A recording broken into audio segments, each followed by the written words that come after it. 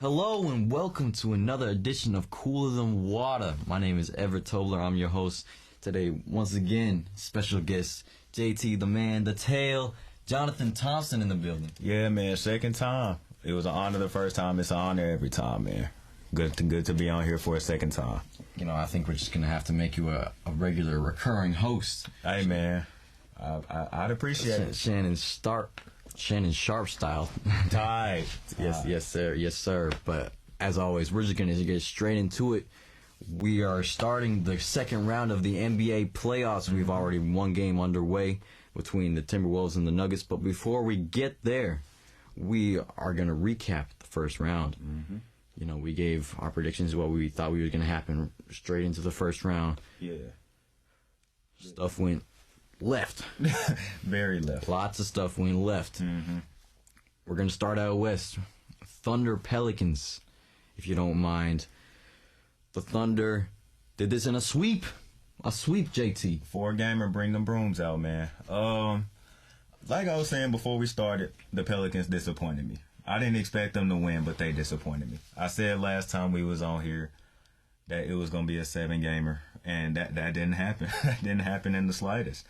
We got one good game out of that series, and every other game was just kind of boo boo. So doo-doo. Yeah, garbage.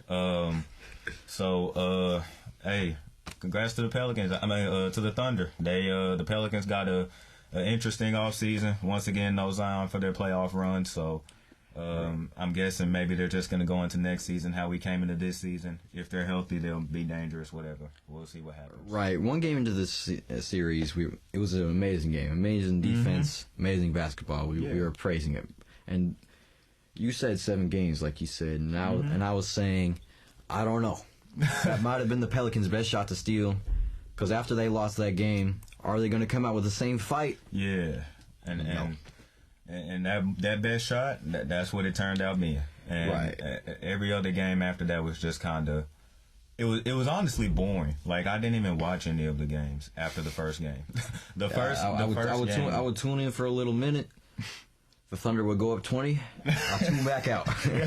Right back off, turn into another one. So, I don't know, man. The Pelicans just kind of disappointed me. We'll see what the Thunder do against Dallas, but we'll get into that series in a minute. Right. And like you said, on the Pelicans off season, I don't know what else they do, because nobody's gonna come to New Orleans, because it's not a free agent destination per se. No, not at all. And your cap space is tied up, obviously, with Zion and Brandon Ingram, but Zion hasn't been on the floor in the playoffs. Not yet. And if he ever will, maybe stuff changes. Yeah. I mean, I think I don't know if there's a different outcome in the series, but it would have been a better series if Zion was on the court. But honestly, like you said, very different. Not a free agent destination. New Orleans is not really one of the bigger markets. It's one of the smaller markets in the league. So, I mean, I don't know.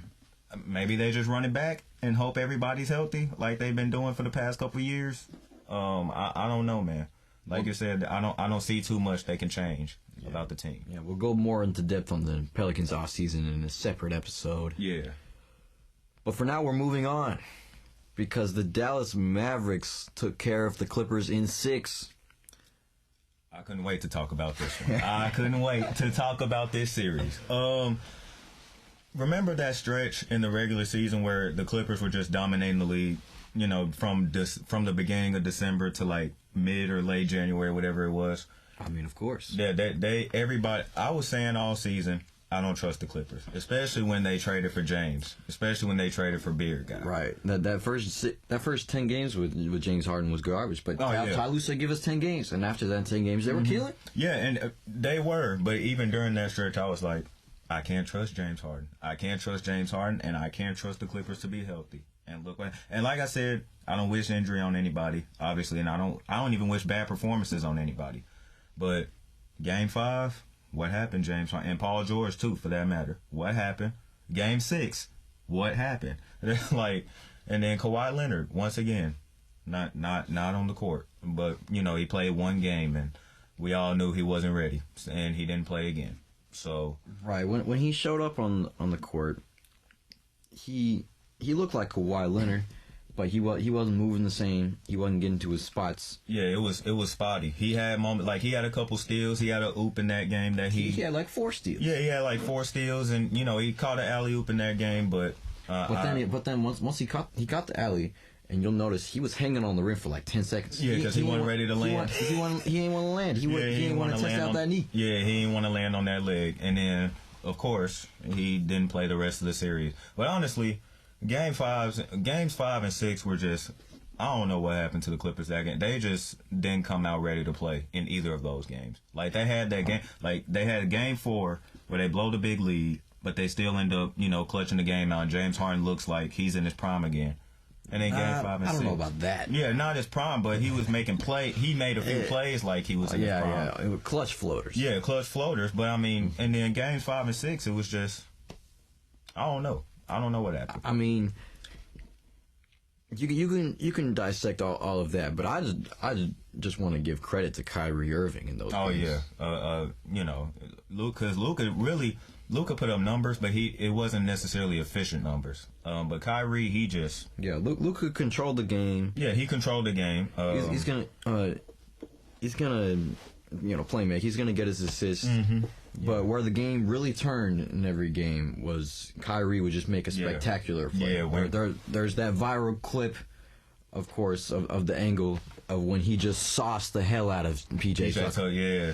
I'm surprised the Clippers even brought out. They started him. Yeah, they started him in Game 6. See, I didn't catch the beginning of the game, but I'm surprised they even played the guy. I was talking with our brother Deshaun Adams. Yeah.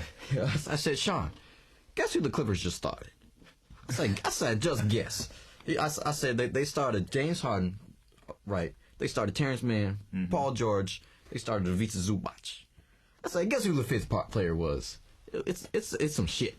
Yeah, that's some shit. He said, who they start? Bones Highland? I said, no, worse. They started, PJ Tucker. Oh, man. The second oldest player in the game, man. It was funny just seeing him out there. Because early in the season, you remember they weren't playing him.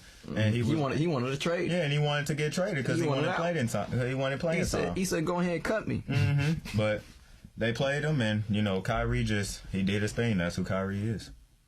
I think he might be the smoothest player in the game, maybe of all time.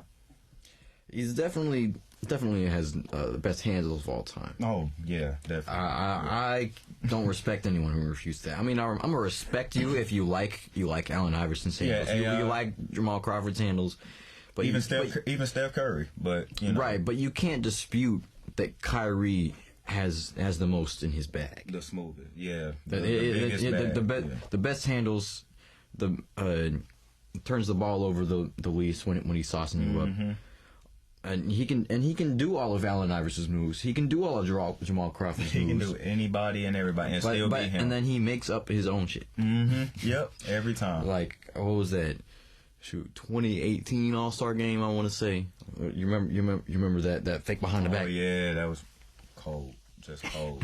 Smooth. He just be making stuff up. Yeah, man. He's the smoothest player in the game. I say it's between him and Paul George. That's what I say. Paul George, play the music, play that Erykah Badu. Yeah. Playoff P made another appearance. Let's do that. All right, next series that we got to wrap up. The Timberwolves swept them Suns. Yep, another broomer. This gonna be a team with one of the most interesting off seasons in my opinion. Honestly, I said the Suns weren't built to win this series. I said everybody's talking about the Suns are the biggest threat to the Nuggets. I saw people saying that during the regular season. I was like, how, bro? Like y'all are delusional. But the Suns, they're not a team built to win a championship. Personnel wise, it's not a coaching issue. It's not It's not any of that. It's just the team. The team's not built to win. They don't have anybody, like I said in the last episode, to manage the game. And outside of Nurkic, they have no size. Bo, he's tall, of course, but he's a dang twig. So he's a damn stick. So they don't have Bo, and they don't play him anyway. So it's not like that even matters. So yeah, they're just not built. That team specifically, how it's constructed, is not built to win. I mean, they were built to get out of the first round, though. out of You have Kevin Durant against the right opponent. Yeah, you have Bradley Beal. Yes. If they would have played the Clippers, they would have made it out. Maybe even the Thunder, they would have maybe even the Thunder, they would have made it out. I don't know about that one. Okay, so who could? Who could they beat? Because they weren't gonna. They could have beat L.A.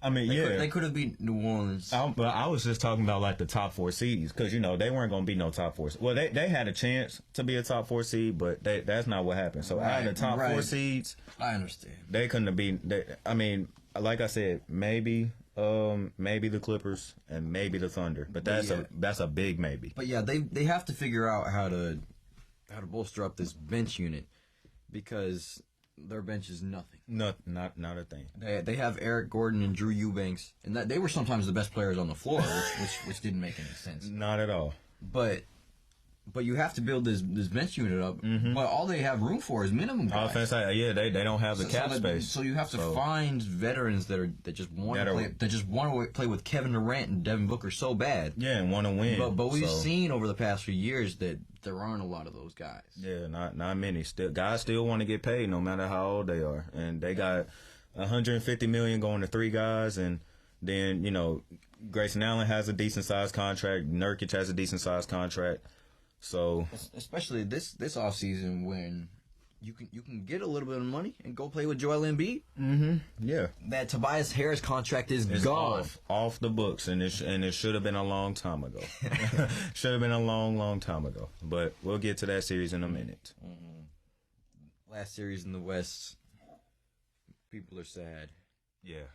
But the Nuggets took care of the Lakers in 5 games. Well, that's what I predicted. Gentleman sweep. Yeah, that's what I had because and you see the Lakers got rid of the whole coaching staff, head coach included. And me personally, I don't think that was warranted. Me personally, right. Because the roster is flawed, obviously in a few ways. The roster is kind of flawed. So I don't. When you really think about it, Darvin Ham in his first season, with all the trades they made last season and all that stuff, still got that team to the conference finals as the coach. And you can't put all the credit on him, obviously, because you got LeBron and AD and whatever, right? But as a first-year head coach, that's overachieving considering the roster they had, to me. And they still made the playoffs this year. So, his firing to me wasn't warranted, but, Yeah, and of course, LA is always looking championship or bust. Mm-hmm. And now that they got LeBron, that's just I don't know how realistic this is every year. And obviously, there are better coaches than Darvin Ham. Mm-hmm. Yeah, of course. Yeah, but I don't know if you're gonna find one. Yeah, there's better coaches. There's more experienced coaches. But considering the job that I think he did, which was a great job, considering the situation he was put in, his firing to me wasn't warranted. But the Nuggets, we'll get to the Timberwolves-Nuggets series in a minute, but they can't play how they played against the Lakers and expect to beat the Timberwolves. That's all I'm going to say for right now about that series. Especially, Jamal Murray would just chill and then hit a game winner. Yeah, you can do that against the Lakers. Yeah, against the Lakers, against the Timberwolves. The Lakers led for most of the series. Mm-hmm, they did. They would lead for, the first 3 quarters of the game. Mm-hmm. And then the Jokic and Murray 2-man game is just... Yeah, it's just too much. Yeah, but the Lakers weren't built to defend that that play anyway. They weren't built to defend that team. So we knew the outcome of that series. Especially you need someone that can guard the short roll with Jokic that can also tag Aaron Gordon. Yep. And that's what the Timberwolves. A lot of people don't like the dunker spot. But Aaron Gordon does it very well. he might be the best in the game at it. He might be the best in the game. Game 3, I promise that dude scored almost 30 on straight dunker spot. Just camping right there. Camping. The next series, the Boston Celtics also took care of the Miami Heat. Gentleman sweeper in 5 games. Gentleman sweeper. I don't know if you call this one a gentleman. It's just a 5 game. Yeah, 5 games. Gentleman sweep is generally when you win the first 3 games, and then you're like, here, have one. Oh, okay, yeah, why not? And it was a 5 game. The No Dunks boys, they call it a douchebag sweep. when you let them have the first game, then you say, I was just playing. LeBron does that a lot. That's hilarious, man.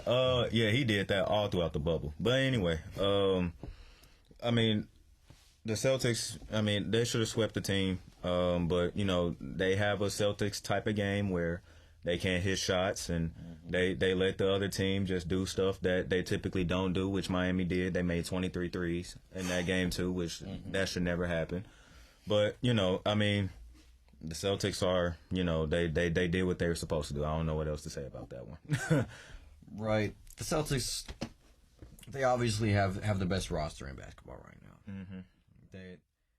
The way they play, they have the best roster with all the shooters and all the playmakers. They got the perfect amount of size and all of that stuff. So they defend. Mm-hmm. Now, the interesting thing with them is that Kristaps Porzingis obviously didn't play at the end of the series. Yeah, he didn't. And yeah, I think he's supposed to be out for the second round. Oh man, now that changes things. Now about that second round series, Jared Allen also didn't play at the end of their series. Well, I think he's supposed to be back sooner though. Yeah, because he has a fractured rib. I forgot Porzingis has what, like a calf injury or something. Yes. Yeah, calf injury. It was looking eerily similar to Kevin Durant's calf injury from 2019. That's not good. And I remember he came back on it and popped his Achilles. That they shouldn't have brought him back during that series. I'm sorry. So you have to be extremely careful with Kristaps. Yeah, because he's a big boy. Yeah, huge, and he has an injury history. Long injury history. So so that makes that makes the dynamic of this series against Cleveland a little bit more interesting, to be honest. Right. So before we get to that, let's talk about it. The Cavaliers, they turned up in that game 7. Yeah. 7-game series. Cleveland only wins one. 4-3 against Orlando. The only one of the first round, and I was not expecting it to be that series specifically. Right. I was calling the Cleveland sweep last episode. Yeah, you were. And then the Magic just said, hold on. We put some respect on us a little bit. Because I said they got to hit some shots, and they hit a couple. They were hitting shots in games 3 and 4. Games 3 and 4, their offense came alive. Game 6, their offense didn't necessarily play that well, but Cleveland's didn't either.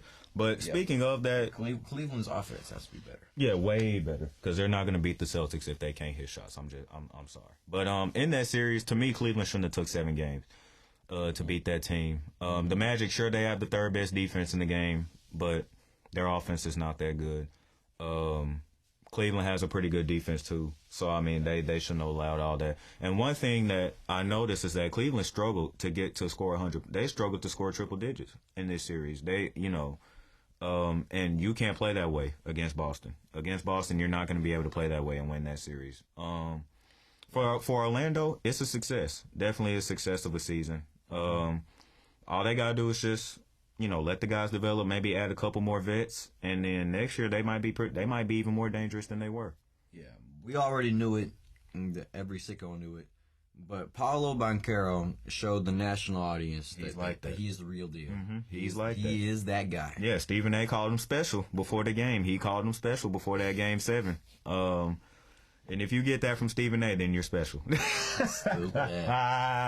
But yeah, he showed that he's like that. So be on the lookout for him. He's gonna be. Was he All-Star this year? Yes. Yeah, he was. First time All-Star. Probably gonna be All NBA. Yeah. And he gonna keep doing that. And he showed why in the playoffs. He had a great game 7. Yeah, great game 7. Yeah. 30 plus. Yeah, his running buddy Franz Wagner, not so much, but Franz has to be better. Yeah, way better. But I give all of them some slack. What Jared Allen say? The lights were too bright. Yeah, way too bright. But I give them some slack. First playoff series for a lot of those guys, really. They're all young, so shout out to Jamal Mosley, runner-up coach of the year. And it looked like it might as well have been Darius Garland's first. Oh yeah, sure, yeah, because he didn't play good either. So Darius Garland got to wake up. They would run their regular sets, especially after Jared Allen went out. They would run their regular sets, and then they just wouldn't know what to do with it. Yeah, I don't know, man. Darius Garland was just playing entirely too fast for his own good. Like there was one play in Game 7 where Darius Garland saw it was like a 1-on-2. Yeah. So he was like, all right, I'm going to just speed to the rim because I'm faster than these guys. And he did. He sped to the rim. Bricked the hell out of that layup. Right, clean off the glass, baby. So he's just got to calm down, Darius. Calm down. Yeah, especially against the Cavs are going to need you. Yeah, especially against this Celtics team. The Celtics have the best defensive backcourt in the game. They They gonna need him and Donovan Mitchell to kind of not try to force things. Darius Garland's probably going to be matched up with Derek White. Yeah, because that's no easy task. So yeah, man. Shout out to Orlando though. They're gonna be dangerous. Y'all watch out for them. Mm-hmm. Okay, before we get into our predictions for this Celtics series, we got to talk about the Bucks losing to the Pacers in 6 games. The Pacers lived up to their name. They lived up to what they've been doing all season. Mm-hmm. They ran with pace. Tyrese Halliburton was orchestrating that team. He said, we're going to run. Yeah. I mean, I honestly, congrats to the Pacers, but I don't really know what to make out of the series. Giannis didn't play at all. He came out in the press conference and said he was only like 30 to 40%, so he wasn't close to returning yet. Mm-hmm.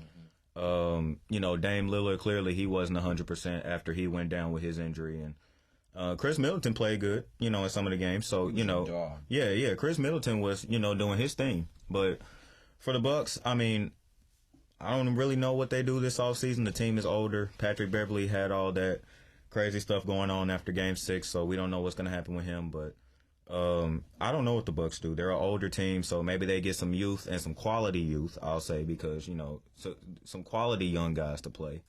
So, yeah, they just got to get more athleticism. Yeah, they got to play. Yeah, they got to get up to the speed of the rest of the game because they play way too slow. So. Right. So I think what they do is they figure out a backup unit that can play fast and play with space. Yeah, and then small ball stretch 5 type unit. Because they obviously start with Brook Lopez. Brook is still a great player. Yeah. But he is slow. Yeah, and I mean, you don't ask Brook to be like the, I mean, he can stretch the floor, but you don't ask him to be stretch big. Yeah, but he's not a fast stretch big. But when somebody like if Golden State runs with Draymond, no. Draymond and Kuminga are gonna run you up. Major disadvantage. And I mean, like you said, if they got that bench unit that can keep up with the rest of the fast teams in the game, once it comes playoff time again, those other guys can close the game because it's going to slow down. The game is going to slow down in the playoffs, and you're going to need execution. So as long as those guys, those older guys, the guys in the starting lineup can figure that out, I think they'll be fine. But they got to find that this offseason and get healthy. So. Man, I wish Benedict Mathurin was healthy right now. Dang, he's not. You know what? I so forgot about him. In terms of the Pacers, I mean, they'll fare well against the Knicks. I think. I think they'll do pretty good. I think the Knicks are going to win, but we'll get into that. But the Knicks took care of the Sixers in 4-2, 6 games. Yeah, Jalen Brunson, the last 2 times he went to Philly, dropped 40 and 10. Yeah, man. He kind of put the Knicks on his back because honestly, that game 6 was interesting. The Knicks jumped out to the big lead. The Philly came back, took a 10-point lead in that third quarter, and Dante DiVincenzo hit big shots all night. Josh Hart, of course, hit the biggest shot of the game. Made big plays all night. That Knicks team, they just found a way. They somehow found a way, they did. They found a way to do it. Right. Obviously, this would have been a different series if Joel Embiid was healthy. If it was healthy, yeah, it would have been. Yeah, because the Knicks, no Julius Randle. They didn't have. And obviously, this would have been an even different series if Julius Randle was healthy. Yeah, but I mean, we knew he wasn't going to be healthy because he got injured back at the beginning of this calendar year. So I mean. Yeah, but Joel Embiid never gotten in the right shape. He never got back to his playoff form. Outside of Game 3, of course. Right, which we still have never seen an MVP Joel Embiid in the playoffs. Form. We haven't. And I mean because back when he was, there was probably 1 year where he was all the way healthy in the playoffs, but he wasn't that was back when he wasn't Joel Embiid. Yeah, he was. Yeah, he wasn't who he is today. I don't know, man. Like you said, the Tobias Harris contract is off the books finally. So that cleared up a whole lot of cap space. So they can fill out the roster with either a star. I've heard Paul George rumors. I don't know if that's going to come to fruition or not. I don't even, because Paul George could accept his deal and stay with the Clippers for 1 more year and then become unrestricted. But I don't know if those Paul George rumors become true. and he can show up in the playoffs and Joel Embiid can be healthy. I just hope we don't give Paul George a long term. No, he needs max 3 years. I would love Paul George on this team for next year. Yeah, at max 3 years. Max. Yeah, maximum 3 years. I don't know, man. Philly just needs to get healthy. The Knicks, they just found a way. There's some dogs, you know. Right. In the first two games, we were talking about how the Sixers were slowing down Jalen Brunson. They were putting a lot of size on him, packing the paint. Mm-hmm. And then the last 4 games, that he figured it out. He figured it out, and that's what the stars do. That is what the real superstars of the playoffs do. They figure it out, and that's what he did. And the last 2 times he was in Wells Fargo Center, he went for 40 and 10. So, he's like that. Jalen Brunson is like that. The Mavericks should have paid him. They should have paid him. Yeah. All right. We'll work backwards. Moving on. We still rep Philly though. Moving on. Pacers Knicks. This series should be interesting. Honestly, Tyrese versus Jalen is going to be interesting. Will the Knicks get as many offensive rebounds? I don't know who's going to guard Pascal Siakam. That remains to be seen.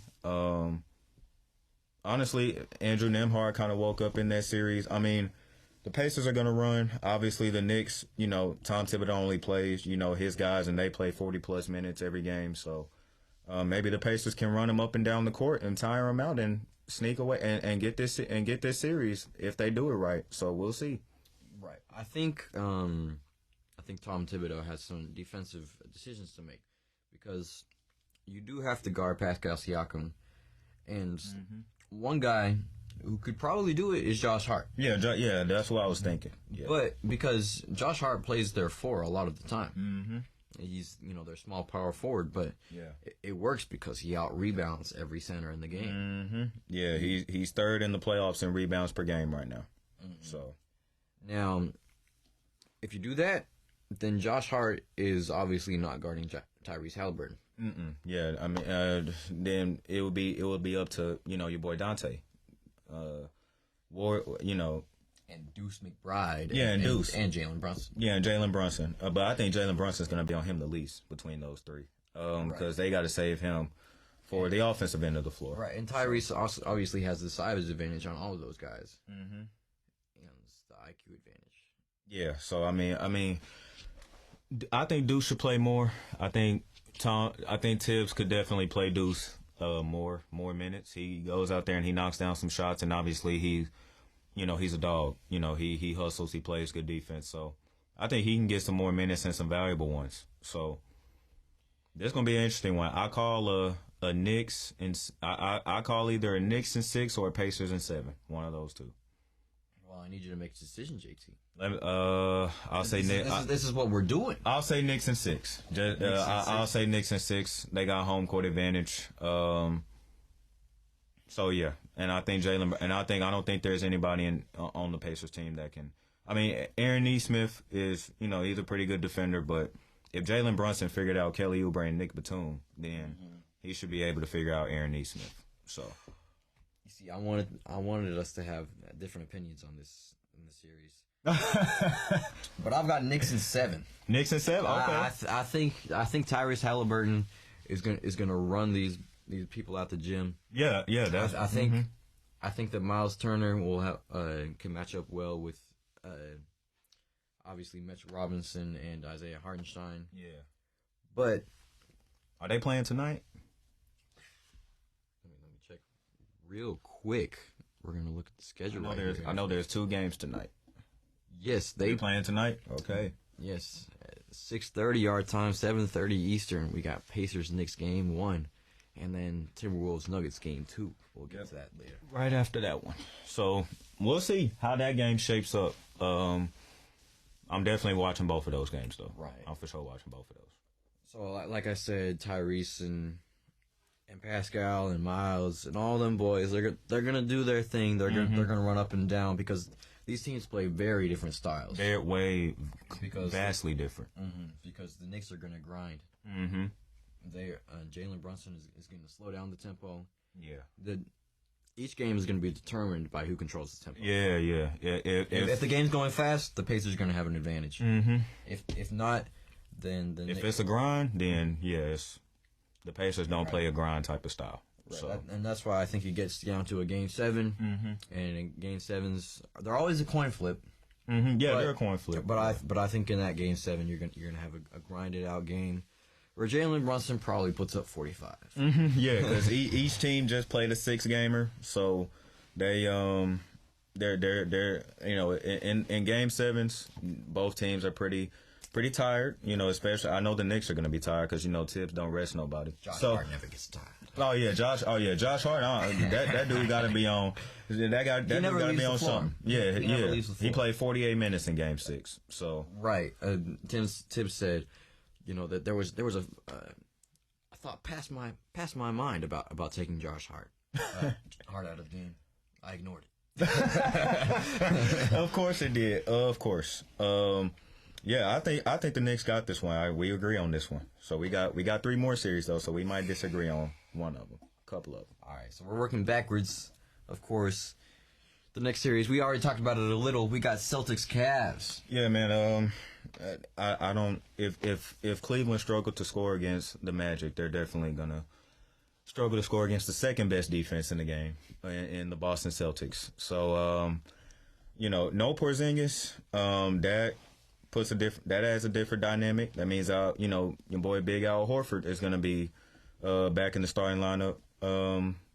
Is he going to be able to handle Evan Mobley? We'll see. But the rest of those guys, honestly, Drew Holiday and Derek White, like I said earlier, best defensive backcourt in the game. So Darius Garland and Donovan Mitchell are going to have their work cut out for them. And they had their work cut out for him in the Magic series, even though Donovan dropped 50. But it was a tough, all of those baskets were pretty tough. And he's already dealing with the knee injury and all that stuff. So, and then, it hadn't bothered him too much. He said he's going to battle through it. But, and I don't really think they have anybody to guard. I mean, they got Isaac Okoro, but, Right. I think that the biggest challenge in this series is going to be for J.B. Bickerstaff, the coach of the Cleveland Cavaliers. Yeah, coach of the Cavs. Because Joe Mazzulla can get out-coached. He can. He's going to run his style. This is his second year as a head coach. J.B. Bickerstaff has been in the league a long time. I remember when he was interim head coach of the Rockets back in the day. Oh, yeah. When they were playing against the Warriors. I remember he was the coach of the Grizzlies, head coach of the Grizzlies for 1 year. Right. These are all things that we remember. Man, crazy how long we've been watching basketball, dog. But he's experienced.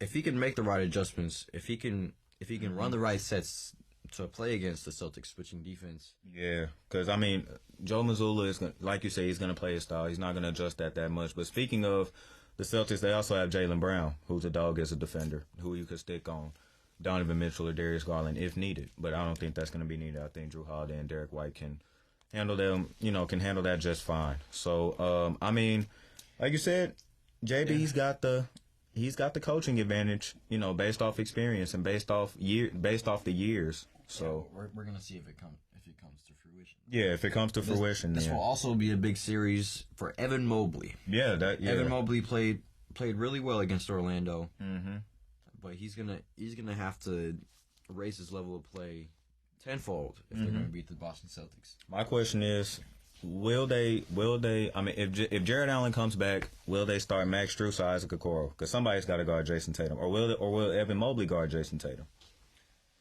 Right. That's what I was just about to ask. So if Cleveland starts the regular lineup, right? They have Darius Garland, Donovan Mitchell, Isaac Okoro, Evan Mobley, and Jared Allen. Right. Yeah. And if with no Kristaps Porzingis, that means that the Celtics are starting Drew Holiday, Derek White, Jaylen Brown, Jason Tatum, and Al Horford. Now, Al Horford is going to be matched up with Jared Allen most likely. Evan Mobley is going to have to guard one of those wings. Yeah, he's gonna. Yeah, I think it's going to be Tatum. I think Isaac Okoro can. He's got similar size to Jaylen Brown. So I don't know, man. Are they going to be able to? Are the Celtics going to be able to rebound enough with those two big guys out there? will they be able to grab enough rebounds? And are the Cavs going to be able to score? Because if they start that lineup, that's not a whole lot of shooting coming out of that lineup, to be honest. Evan Mobley, he took more threes this season. He kind of spaced out his game, but we'll have to see if it, translates to the playoffs, because I don't know how much that'll translate to the playoffs, to be honest. So we'll see. They might have to start Max Strus and just hope he can compete enough on defense to stay out there, because they might need his shooting, to be honest. Right.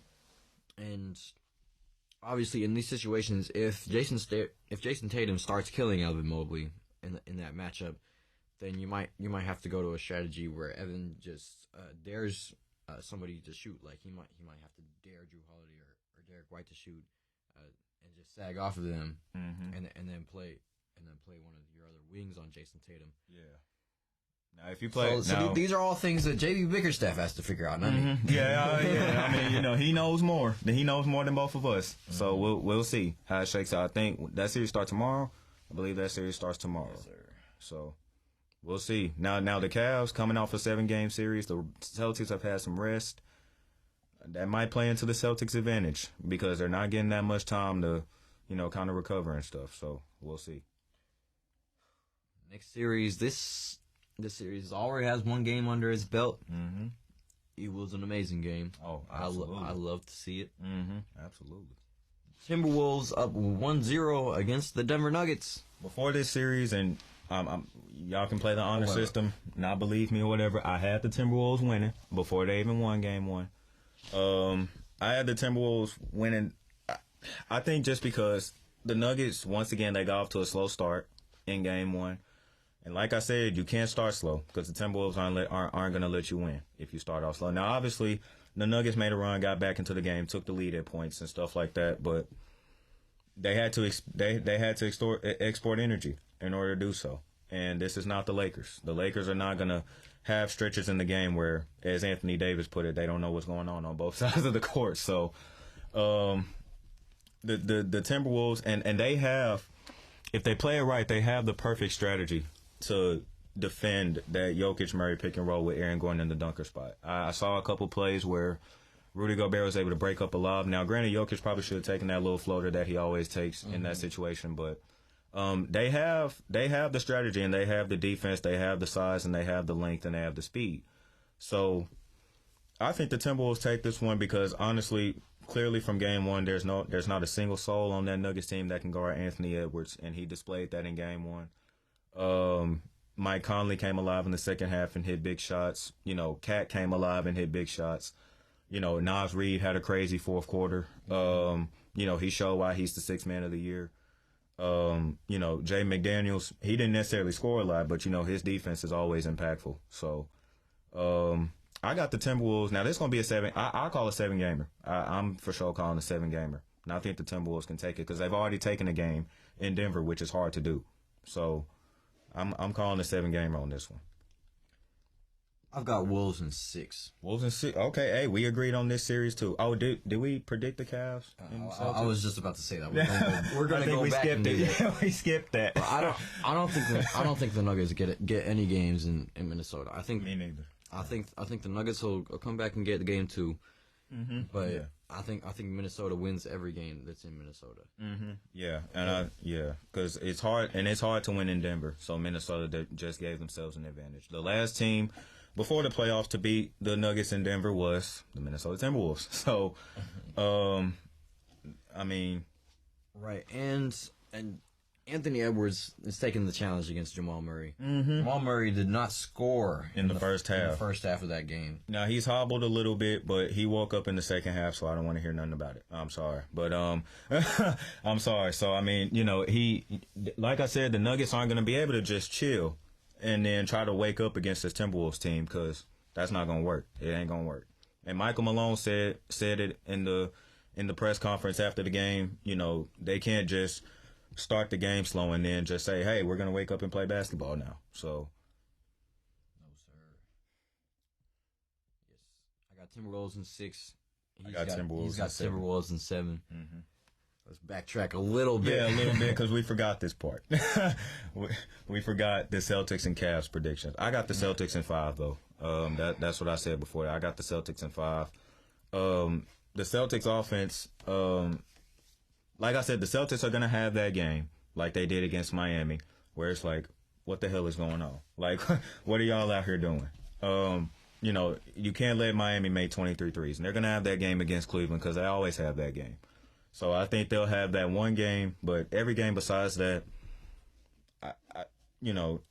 even if Jared Allen comes back or when he comes back, I just still have Celtics in 5 because the Celtics are built. They're built the right way, even without Porzingis.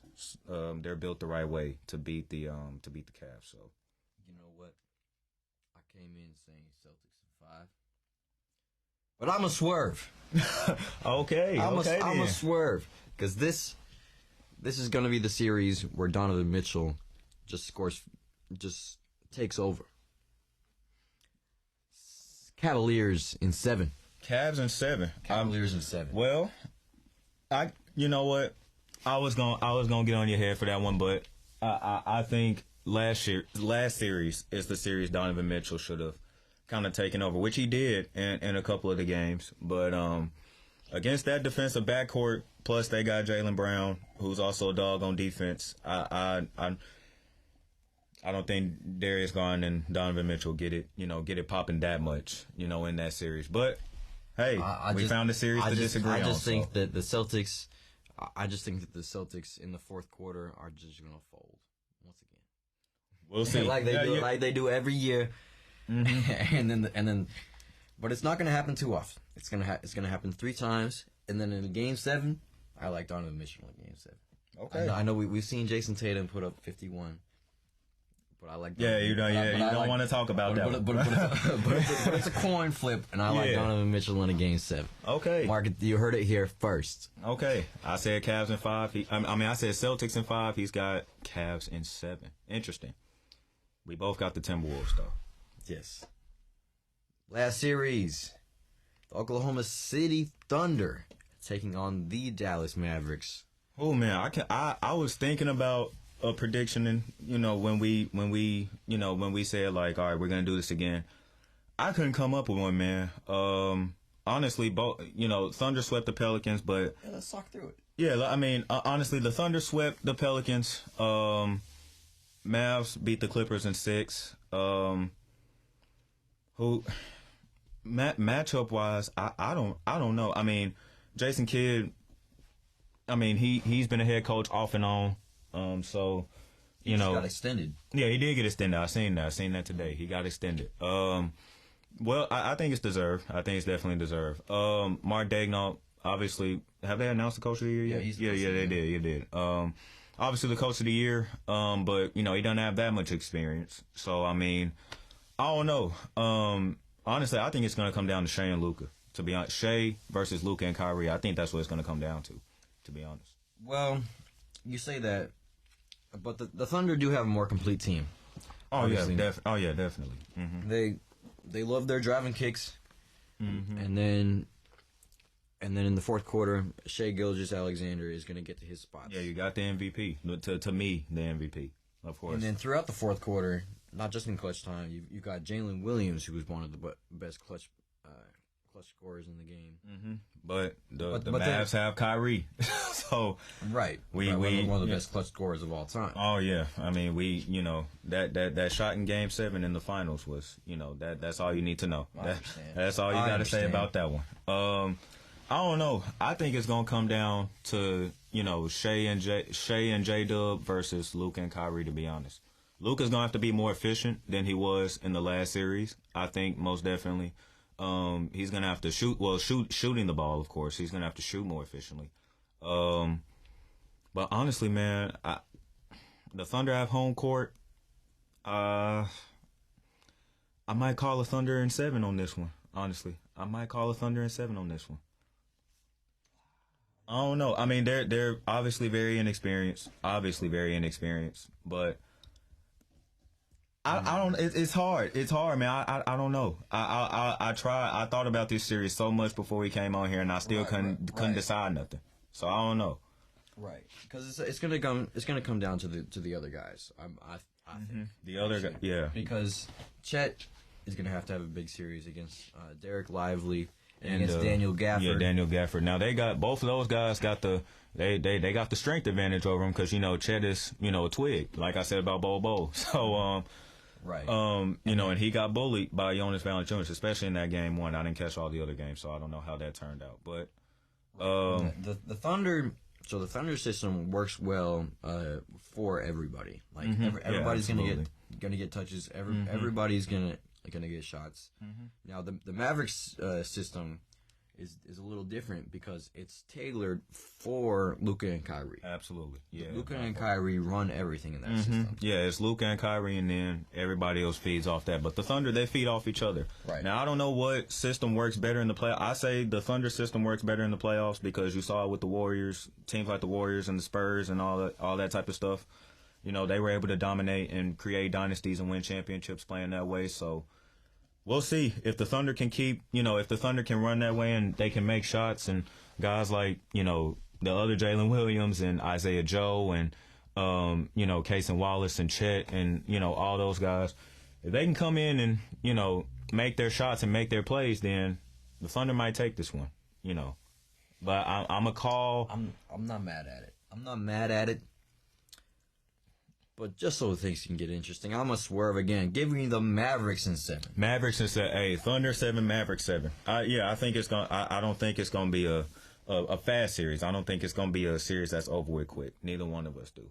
But it's going to be an interesting one. I think it's that was by far the hardest one for me to decide on. by far. By far. Yeah. So we going to see. I don't know when their first game is. West series are obviously. The odds are going to be closer together than the series. Yeah, of course, yeah. And that's just the way it's stacked up. That's because the Bucks and the 76ers got knocked out. I mean, that's the difference in the West and the East for you. That's just what it is. I don't know, man. They still haven't announced the Depoy and the MVP yet. So,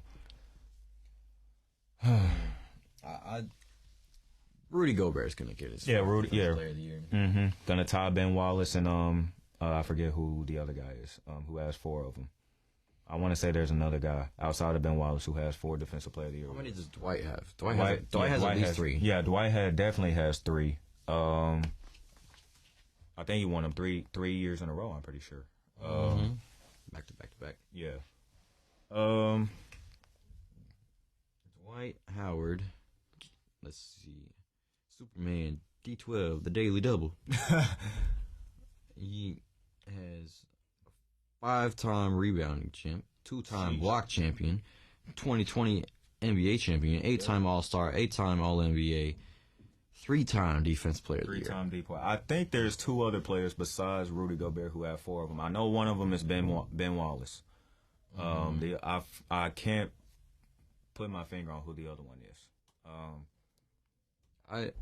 I don't think there is. Yeah, I don't think they track. Yeah, because back when Bill Russell was playing, they didn't track. Yeah, they didn't have that stuff, so it wasn't an award. He's just gonna settle for his 5 MVPs. Yeah, 5 damn things. Yeah. 11-time NBA champ, of course. Oh man, that's ridiculous.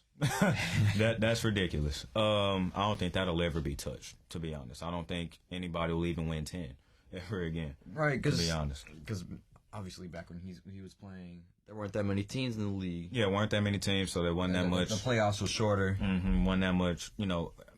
I want to say there wasn't as much talent as there is now, but that's true. Yeah, that's true. I'm gonna say it right now. There wasn't not as much talent. Yeah, there wasn't as much talent because basketball was still kind of a newer sport and newer to the United States at that time. So right, like people talk about the WNBA. It's what is it? 25 years old. Yeah, back when the NBA was 25 years old, stuff was not this good. not close. WNBA, they're about to turn 25. They're about to get into their Magic Bird area. Yeah, they're getting into that era. But hey, Caitlin Clark and Cameron Brink and all them people just came into Angel Reese and all them just came into the league. So Caitlin Clark is their Larry Bird. Yeah, the Larry Bird of the WNBA. Mark it here now. Yeah. But Rudy Gobert obviously going to be the Defensive Player of the Year because who are the other finalists? Bam and I want to say it was Bam and somebody else. Let me look it up right here. Defensive Player of the Year finalists. making me scroll down. Oh, and Wemby. Oh, okay, Wemby. Yeah, I thought it was Wemby. Vic probably going to get second. Yeah, Vic should get second, and that dude's going to be special. Mark it here. I don't know how good the Spurs as a team are going to be in the future, but in the near future, like next year or two. But he's special already. But the Spurs, they're automatically going to be a better team next year. Mm-hmm. Yeah, for sure. Yeah, especially definitely. if they get a top 3 pick. They should. Because what were they last? Were they last in the West this year? Yes. Yeah, they were. So yeah, they should get a top 3 pick. It's all about that lottery though. Yeah, of course. Yeah. But yeah, the Spurs are probably going to be the most improved team in the league next year. Mm-hmm. They were 14th, my bad. Oh, the Blaze. Wow, the Trailblazers. The Trailblazers just had to be worse. Wow. But a top 3 pick would have to be. So the top 3 odds for the top 3 pick are going to be the Wizards, the Pistons, and then a tiebreaker between the Hornets and the Blazers. God. Now I don't know who won that tiebreaker because I think they've already done those. Yeah, I think so too. I don't know. The draft lottery happened already? No, the lottery. I didn't think so. The lottery doesn't happen until after the season. Yeah. Or like right before the finals. Mm-hmm. But yes, so San Antonio is going to have to jump up to get a top 3 pick. But even if they don't, they're automatically going to be a better team than next year. Yeah, absolutely. And in free agency, people are going to want to play with Victor Wembanyama. Mm-hmm. He's going to get a point guard. He's gonna get a competent bench unit. Mm-hmm. Yeah, which is what they desperately need. Because the lineup with him and Trey Jones on the floor was a competent NBA unit. Mm-hmm. It was like a playoff team type NBA unit. Yeah. Because Victor Wembanyama is that good. Yeah. Mm-hmm. But when you have nobody around him, yeah, I mean, you're not going to win games. Yeah, it's not going to happen. If they get some improvement to the roster, they could maybe. I don't know if they'll jump into the play-in. They might jump into the play-in, but we'll see. We'll see, because I think, looking at the landscape, the Rockets made a lot of improvements this year.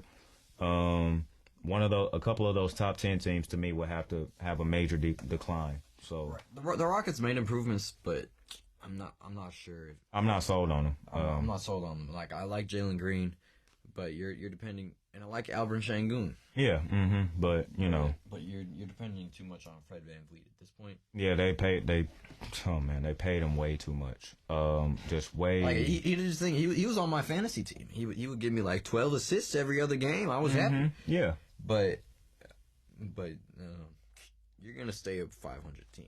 Mm-hmm. And at this point, a 500 team is not good enough in the Western Conference. Nope, not at all. And I think when the Grizzlies get back healthy, they'll be back. I don't know if they'll be back to where they were necessarily, but they'll be back. In the mix, of course. So, for the Spurs to hit that play-in thing, a couple of those teams, honestly, a few of those teams in that top 10 will have to fall off. So, we'll see. Yes, sir. We will see. MVP though. Shea goes second. I've been saying it's Shea. Yeah, I said all season. If the Thunder get the first seed, it's got to be Shea to me.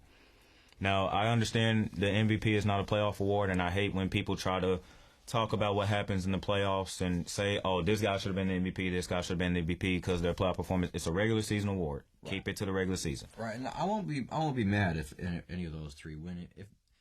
If Luka wins it, I'm gonna be happy. If Jokic wins it, fine. Yeah, it's whatever. Fine, I guess. Because he was still the best player. When Joel Embiid went down, yeah. Mm-hmm. But I think Shea's got to get it, man. Because if Mark Daigneault won Coach of the Year, then Shea was obviously the best player on his team. Averaged 30 plus. Best player on the best team. Yeah, best player on the best team. In the Western Conference at least.